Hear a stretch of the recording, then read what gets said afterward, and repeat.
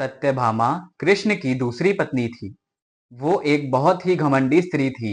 उसका ये मानना था कि वो सबसे सुंदर और सबसे अमीर स्त्री थी, क्योंकि उसके पिता बहुत ही धनवान व्यक्ति थे। तो सत्यभामा जितनी और जो रत्न और आभूषण और संपत्ति चाहती थी, वह सब उसके पास थे। स्वाभाविक रूप से घमंड उसकी एक बड़ी समस्या थी। एक बार कृष्ण के जन्मदिवस के अवसर पर सत्यभामा ने सोचा कि वह सबको दिखाएगी कि वह कृष्ण से कितना प्यार करती थी। तो उसने तय किया कि कृष्ण के वजन जितना सोना शहर के लोगों में बांटेगी। इसे तुलाभार कहते हैं। यह मंदिर में होता है। लोग एक बड़ी तराजू में अपने वजन के बराबर का घी या चावल या कुछ और रखकर वो चीज लोगों में बांटते हैं। चावल, नमक, दाल या सोना या जो कुछ भी आप दे सकते हैं, जो आप देना चाहें। यह प्राचीन परंपरा हमारी संस्कृति का एक हिस्सा है। सत्यभामा ने तुलाधार की व्यवस्था की। लोग बहुत प्रभावित हुए, पर कृष्ण पर उन बातों का कोई असर नहीं हुआ। वे जाकर तराजू के एक पलड़े पर बैठ गए। सत्यभामा जानती थी कि उनका वजन लगभग कितना है, और उसने उतना सोना तैयार ही रखा था। पर जब उसने सोना दूसरे पलड़े पर रखा, तब कांटा जरा भी नहीं हिला। कृष्ण का पलड़ा थोड़ा सा भी ऊपर नहीं हुआ। ऐसा ही कुछ तब हुआ था जब कृष्ण एक शिशु थे। एक राक्षस आकर उन्हें ले जाने लगा।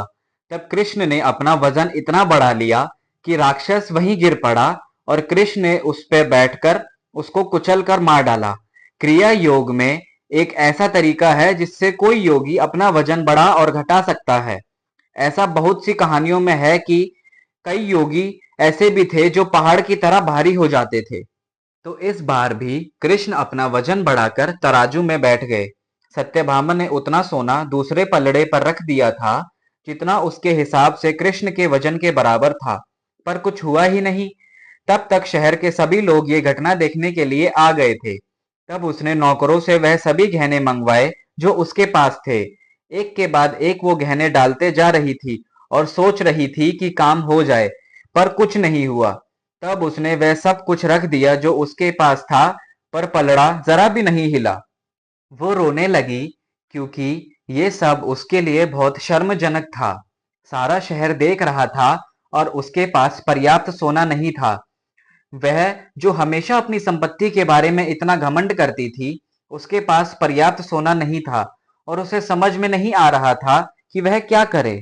तब उसने रुक्मणी की ओर देखा, जिससे वह बहुत जलती थी और हमेशा परेशान रहती थी। उसने रुक्मणी से पूछा, अब मैं क्या करूं, क्योंकि ये बात सिर्फ मेरे लिए नहीं, पर तुम्हारे और हम सब के लिए ये बहुत शर्मजनक है। मैं क्या करूं? तब रुक्मणी बाहर गई और तुलसी के पौधे के 3 पत्ते उठा लाई। जैसे ही तुलसी के पत्ते उसने तराजू के दूसरे पलड़े पर रखे, कृष्ण का पलड़ा तुरंत ही उठकर ऊपर हो गया। जय जय श्री राधे।